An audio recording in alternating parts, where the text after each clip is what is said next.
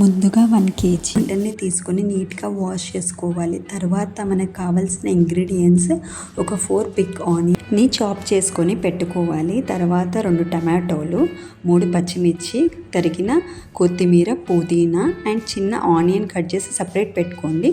అల్లం వెల్లుల్లి పేస్ట్ ఫ్రెష్గా అప్పుడే దంచి పెట్టుకోండి, టేస్ట్ బాగుంటుంది. అండ్ పసుపు, కొంచెం ధనియాల పౌడర్ అండ్ ఉప్పు తగినంత, కారం తగినంత తీసుకొని పక్కన పెట్టుకోండి. అండ్ ఓల్డ్ స్పైసెస్, జీడిపప్పు ఒక 10 తీసుకొని నానబెట్టి పెట్టుకోండి వాటర్లో.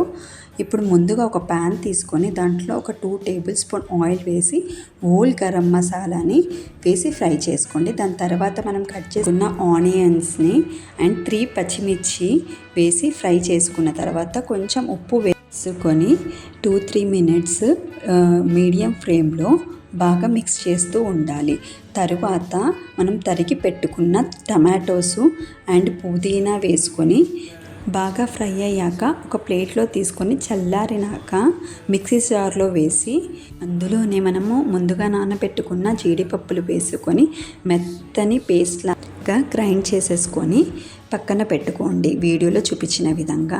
ఇప్పుడు మళ్ళీ స్టవ్ ఆన్ చేసేసుకొని ఒక కుక్కర్ తీసుకొని దాంట్లో 2 table spoon oil and whole garam masalas. Already మనము ఆనియన్ పేస్ట్లో గరం మసాలాస్ వేసుకున్నాం కాబట్టి ఇక్కడ చూసి తగినంత మన స్పైసెస్ తగినంత వేసుకోండి. అండ్ ఆనియన్స్ కూడా వేసుకోండి, తరిగి పెట్టుకున్నాం కదండి అది. అండ్ అల్లం వెల్లుల్లి పేస్ట్ కూడా వేసుకొని బాగా ఫ్రై చేసుకోండి.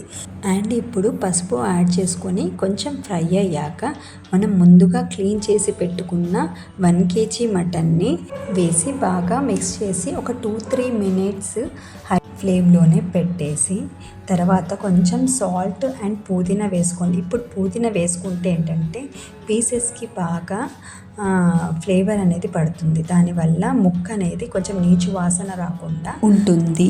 ఇప్పుడు స్టవ్ని మీడియం ఫ్లేమ్లోనే పెట్టి వాటర్ అంతా ఎవాపరేట్ అయ్యే వరకు ఉంచి తగినంత కారాన్ని యాడ్ చేసుకోండి.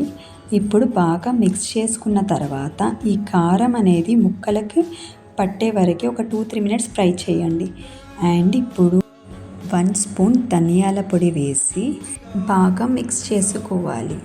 ఇప్పుడు మనము రెడీ చేసి పెట్టుకున్న ఆనియన్ పేస్ట్ వేసుకొని బాగా మిక్స్ చేయాలి. బికాజ్ అడుగు అంటకుండా ఆనియన్ పేస్ట్ థిక్నెస్ ఉండడం వల్ల అడుగు మాడకుండా చూసుకోండి.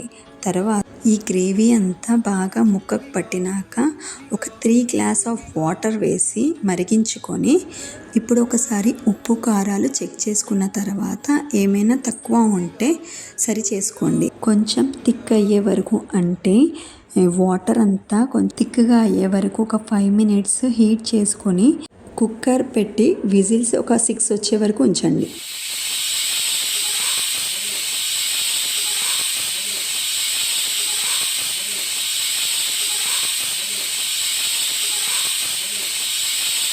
ఇప్పుడు స్టవ్ ఆఫ్ చేసేసి కుక్కర్లో ప్రెషర్ పోయేంత వరకు ఉంచి విజిల్ తీసి పక్కన పెట్టి కుక్కర్ ఓపెన్ చేయండి.